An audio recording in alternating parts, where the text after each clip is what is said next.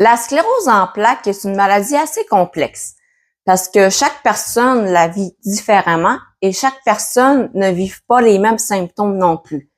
Dans le fond, on est unique en notre genre. Il n'y en a pas deux comme nous de pareil. Les personnes atteintes sont des personnes exceptionnelles parce qu'il faut avoir beaucoup de force et de résilience à chaque jour de notre vie.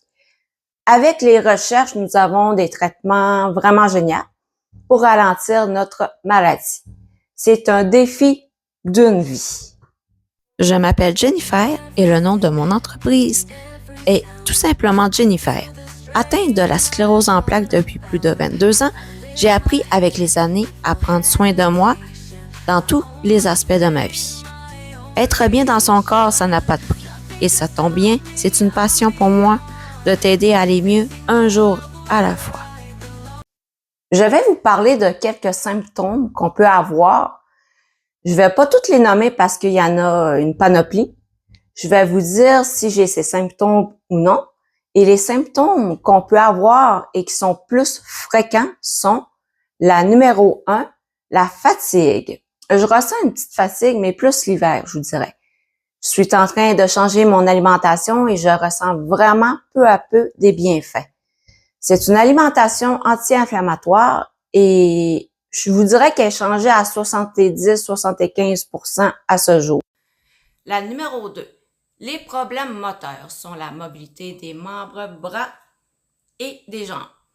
Quand j'ai paralysé du côté droit quand j'avais 15 ans, j'ai repris mon côté droit à 90%. Je vous dirais que quand je suis un petit peu plus fatiguée, mon bras droit a un petit peu plus de misère avec sa motricité fine. Dans ce temps-là, je m'aide avec mon bras gauche. Mon côté gauche n'a pas été atteint. La numéro 3. Les douleurs nerveuses sont des douleurs chroniques qui peuvent être ressenties.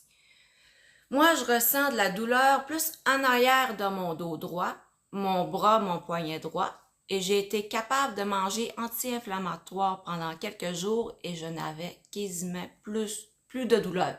Il faut vraiment avoir beaucoup d'ajustements pour changer son alimentation, puis il faut prendre le temps, un jour à la fois. Ça se fait pas du jour au lendemain. La numéro 4, le trouble de la vision. C'est un trouble visuel tel que la vision floue ou double et j'ai pas ce symptôme-là.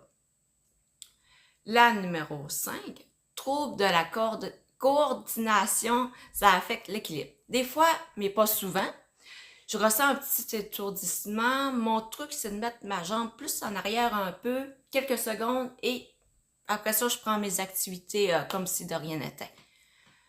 Tous ces symptômes peuvent faire peur, mais il faut pas avoir peur. Il faut vivre avec comme un coloc. J'entends souvent parler que l'alimentation joue un rôle crucial pour plus avoir ou presque de symptômes. Je suis en train de changer mon alimentation et dans quelques mois, je vais vous reparler ce qui a changé dans mon corps. Je vous invite à aimer ma page et à partager cette vidéo. Et je t'invite à télécharger mon outil gratuit que j'ai concocté juste pour toi. Un petit cadeau gratuit. 7 trucs pour gérer son stress. Tu peux oser à télécharger. Ça ne coûte rien, c'est gratuit. Merci d'avoir pris le temps de télécharger mon outil gratuit. Sur ce, je vous souhaite une merveilleuse journée. Bye bye.